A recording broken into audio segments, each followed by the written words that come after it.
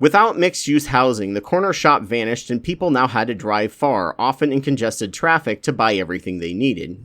Because it was such a pain to go places, and they had a big car, they needed to buy a lot with each trip, which meant they needed more storage space. This led to stores getting bigger and bigger to meet this big haul shopping experience. However, if the store went under, it was hard to fill because it was too big and acted as a blight on the area. We became more isolated and over time lost both social skills and the ability to interact with each other outside of specific situations. We became lonely because we are social creatures, each in a cage of our own making, working hard in jobs we hated to buy our kids education, good social standing, housing, and a very expensive car to get you everywhere. We were more lonely, so more likely to fill that loneliness with TV that told us we're lacking in our own lives, and the way to fix this was to spend more and more, always more. There was and never will be enough. Hunter-gatherers owned nothing, but were happy with a strong community. They had a feeling of belonging, which is essential to our happiness as a social species. Marketing, through psychology, discovered that they could use this emotion and conflate a sense of belonging with the sense of approval by others. This drove people to work for others in jobs they hated to buy stuff they never needed because they made people approve of them, but no sense of belonging they actually craved and kept chasing. Confused as to why they rarely, if ever, felt happy. Part of that sense of approval involved being racists.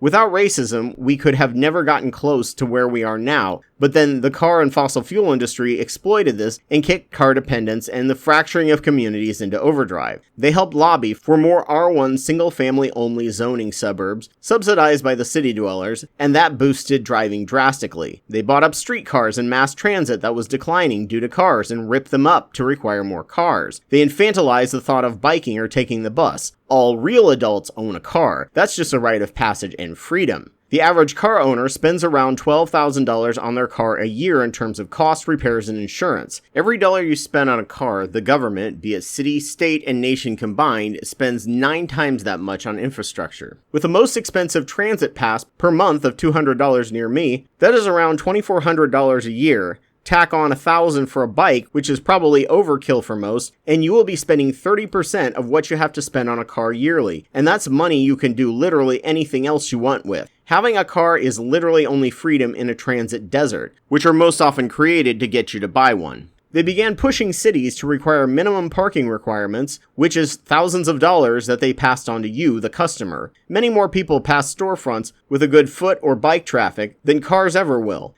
The average free parking spot in the nation costs around $1,000 a year. Land ain't cheap. There are 8 parking spots in the US for every car that exists. They are empty, just sitting there most of the time doing nothing except blocking water from seeping into local aquifers, which drastically increases flooding and absorbing heat, boosting the heat island effect of cities and suburbs. Once there was an appearance of available parking, this created induced demand, which made more people drive cars, thinking they would always have available parking. As driving increased, public transit quality declined, as it became more and more a sign that it was just for poor people.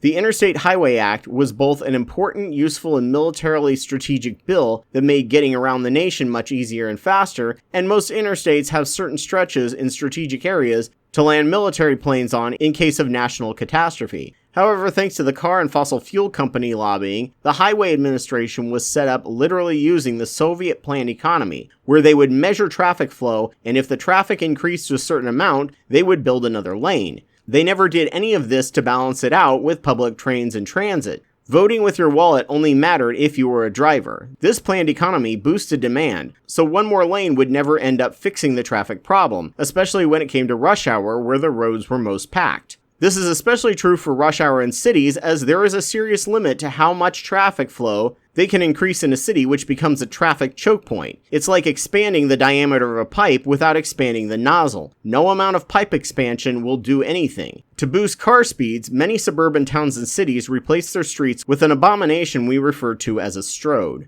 A road is strictly designed for driving. A street is for everyone, bikers, pedestrians, and cars. As you have probably heard, jaywalking was based on an insult akin to redneck or hillbilly at the time, because a truly sophisticated person knew that the road was for cars only. The car industry gaslit the nation into believing the streets were for cars only, and if you got hit, that was your fault. Stroads are exceptionally wide streets, where the pedestrians are least thought about in terms of safety and speed, and have the most deaths. Once they have replaced streets, biking and walking becomes way too dangerous as a legitimate form of travel, making driving even more of a requirement just to survive. Add an extra level of racism, and most interstates that cut through a city cut through minority neighborhoods, purposely destroying or weakening their communities. The people forced to move were then generously given government housing in place of their old housing, which many owned, which now meant substandard housing such as the projects where poverty and crime persisted. With this, the car industry has complete control over your traffic life, trapping you into the model of driving everywhere, even to places that should be a 10 to 15 minute walk, but you can't because it's designed to kill you.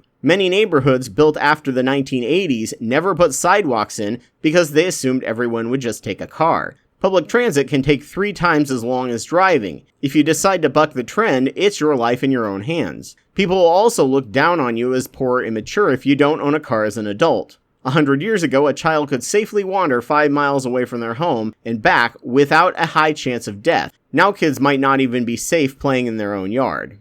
Thank you for watching. Please like, subscribe, and share. If you wish to be a part of this project, or want your Solarpunk art displayed discussing any of our main points of focus, please send everything to solarpunkusa@proton.me.